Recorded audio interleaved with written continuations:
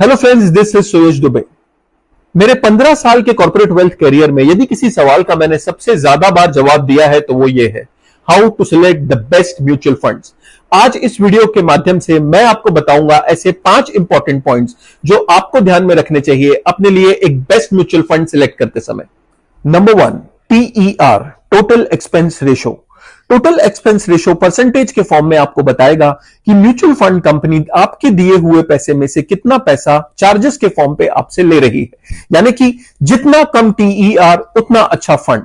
यहां पे एक बात और गौर करने लायक है दोस्तों, TER कभी भी एक बार में आपके AUM से नहीं काटा जाता। ये एक फिक्स परसेंटेज के तौर पे डेली आपके AUM से कंपनी डिडक्ट करती है। Number 2, standard deviation. दोस्तों, हम सभी ऐसे फंड अपने पोर्टफोलियो में सिलेक्ट करना चाहते हैं जो ज्यादा वोलेटाइल ना हो और एक स्टेबल रिटर्न्स हमको दे। स्टैंडर्ड डिविएशन यहां पर हमारी मदद करता है।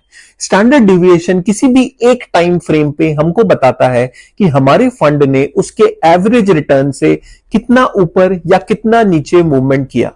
फॉर एग्जाम्पल, यदि मैंने एक स्कीम सिलेक्ट की जिसका एनुअल एवरेज रिटर्न 12% था और स्टैंडर्ड डिविएशन 2% था, तो इसका मतलब है कि यह स्कीम 12% से 2% प्लस और 2% माइनस भी जा सकती है। इसीलिए ऐसे इन्वेस्टर्स जो एक स्टेबल रिटर्न चाह रहे हैं, उनको फंड सिलेक्ट करते वक्त स्टैंडर्ड डिविएशन पे जरूर ध्यान देना चाहिए। Number 3, beta. दोस्तों, हर म्यूचुअल फंड स्कीम एक बेंचमार्क इंडेक्स को मानती है और बीटा हमें यह जानने में मदद करता है कि उस बेंचमार्क इंडेक्स के कंपैरिजन में हमारी स्कीम ने कितना रिस्क लेते हुए हमें कितना रिटर्न दिया। फॉर एग्जाम्पल, यदि मेरी सिलेक्ट की हुई म्यूचुअल फंड स्कीम का बेंचमार्क निफ्टी 50 है, निफ्टी 50 के हर 1% रिटर्न पे मेरी स्कीम मुझे कितना रिटर्न देती है, यह मुझे बीटा से पता चलेगा।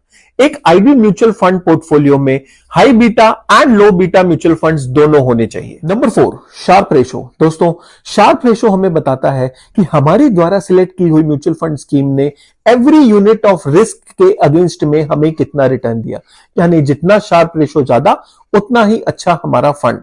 फॉर एग्जाम्पल, शार्प रेशो की जो वैल्यूज है वो रेंज करती है 1 से 3 के बीच में। Anything between 1 to 1.99 is considered good with slight risk. Anything between 2 to 2.99 is considered even better with comparatively more risk. Anything above 3 is considered excellent with a higher risk profile. Number 5, portfolio turnover ratio.